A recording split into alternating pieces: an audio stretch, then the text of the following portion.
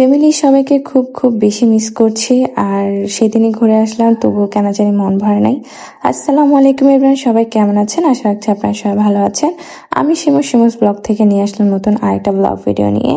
আমার শ্বশুর বাড়িতে যেহেতু আমি একাই থাকি, আমার শাশুড়ি ছাড়া কেউ নেই, সেক্ষেত্রে আমার খুব বেশি বোরিং লাইফ কাটে। আর আমার যদি একটা জাল বা ননদ নরাশ কেউ থাকতো, সেক্ষেত্রে আমার মনে হয় না আমার দিন এতটাও বোরিং কাটতো। আর আমার বাবার বাড়িতে এত বেশি ঘন ঘন যেতে হতো।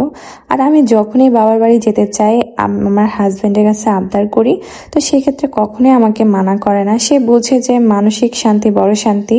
আর এখানে যে আমার খুব বেশি একাকিত্ব লাগে, সে এই জিনিসটা বোঝে। সেক্ষেত্রে আল্লাহর কাছে শুকরিয়া, আলহামদুলিল্লাহ। মায়ের কাছে গেলে মা বিরিয়ানি রান্না করবে, কারণ বিরিয়ানিটা আমার খুব বেশি পছন্দের। আর আমাদের ঘরে কেউ তেমন একটা পছন্দ করে না, শুধু একমাত্র আমার জন্য বেশি রান্না করা হয়। আর রান্না করলে আমি কখনো অল্প রান্না করে খেতে পারি না, কারণ আমার খুব বেশি ফ্রেন্ড সার্কেল থাকে। আমি সবাইকে নিয়ে থাকতে পছন্দ করি, চলতে পছন্দ করি। সেক্ষেত্রে আমি রান্না করলে সবাইকে ইনভাইট করি, সবাই মিলে খাই। আমার ভাবিরাই তো অনেকগুলা, সেক্ষেত্রে তারাও আসে।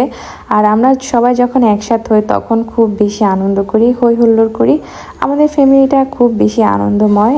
আর সম্পর্কগুলো হয়তো বা সবসময় একরকম থাকে না, তবুও স্মৃতিগুলো তো থেকে যায়। এজন্য আমি প্রত্যেকটা মোমেন্ট খুব বেশি এনজয় করি। আমি যেহেতু বিন্দাস মোমেন্টে থাকতে বেশি পছন্দ করি, আমি মনে করি যে সময়টা চলে যায় সেটা কখনোই ফিরে আসে না।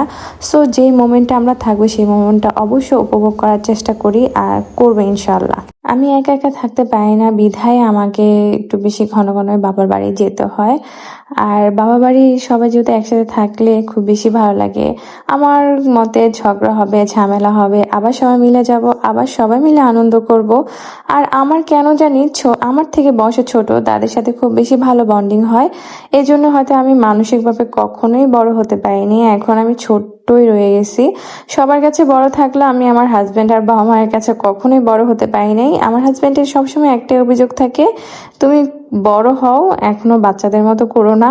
যাই হোক, আমি কখনোই বড় হতে চাই না, আমি এমনই সবসময় থাকতে চাই।